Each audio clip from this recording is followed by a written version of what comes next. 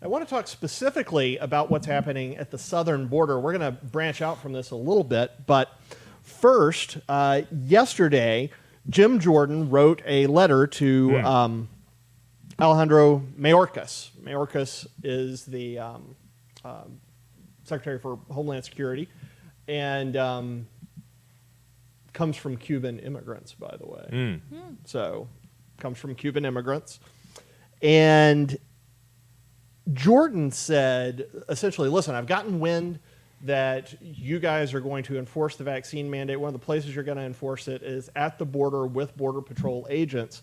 And let me read you a couple of passages from the letter itself. The Department of Homeland Security has threatened to fire Border Patrol officials who refuse to comply with Biden's vaccine mandate. The Border Patrol has encountered 1.2 million illegal aliens along the southwest border since January of this year. That's the highest number in 20 years. While our border is facing this serious crisis, we've learned that you're threatening to terminate a significant portion of Customs and Border Patrol workforce on September 9th, 2021, President Biden issued an executive order.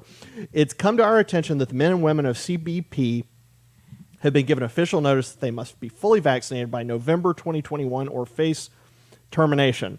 President Biden even vowed the Border Patrol officers, quote, will pay.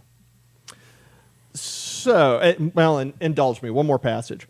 President Biden's vaccine mandate, as applied to the CBP, risks reducing the already depleted Border Patrol workforce in the middle of the unfolding border crisis. It's simply unbelievable that the Biden administration will allow COVID-positive illegals to surge across the border, but will terminate dedicated law enforcement officers who don't comply with the president's mandate.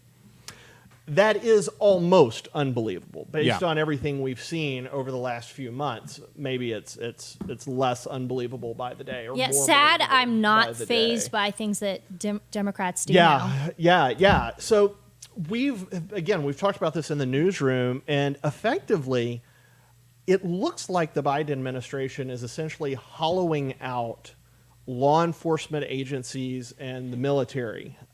You already see wokeism penetrating the upper ranks of the military. You've heard comments from Miley. You've heard comments from Austin. You've heard comments from there's an admiral whose name I'm forgetting. So extreme leftism is penetrating the top echelons. You've already got plenty of leftism in the military on the not the teeth side. They say the military split into tail and teeth, right? The teeth are the people fighting. The tail is the stuff that supports them. The tail tends to be about 50-50 Republican, Democrat. The teeth are generally super conservative, but that is getting infiltrated with leftism. At the same time, you're having police forces, especially in urban areas, they are becoming more and more woke, and now you're seeing this sort of thing happening at the Border Patrol and other places where if you are not interested in the vaccine or if you're wary of it, that you're going to be pushed out too. And it seems to me like that is setting up a scenario where medical workers, law enforcement, military, where there are precious few conservatives left in those organizations. But that sounds kind of crazy. Am I being paranoid? No, they're pushing them out. Yeah. That's what they're trying to do. And it doesn't make any sense to me that when we're having such a crisis at the border that they're going to take it away. We're already seeing so many problems. The last time I was on here, I talked about all the 10,000 people that were down at the border. And we're just going to continue to see this. We're going to see everything continue to rise on the border, and taking away more agents is not the way to go. It's hurting the agents that are already there. Oh yeah. Because they can't handle it. And now they don't have horses either. They took their horses away. They took some of the horses away. Yeah. Because reins are dangerous. Reins are racist. Reins are whips. Yeah, reins are whips. Even if they're used as reins. Trafalgar has new polling out. Shows that 65% of Americans don't believe workers should lose their jobs for objecting to taking the COVID-19 vaccine. Yeah. It's interesting how it splits out. Only 50%, actually less than 50%, 48% of Democrats say Americans 50% say Americans should not lose their jobs. 83% of Republicans say it. I mean, it's stunning how many Democrats are willing to push people out. And you do have to wonder if that's because they know who the people not taking the vaccine. Right. Yeah. Who those I'm people sure they have are. friends and family. Yeah. Oh, yeah. That are going to lose their jobs. Certainly.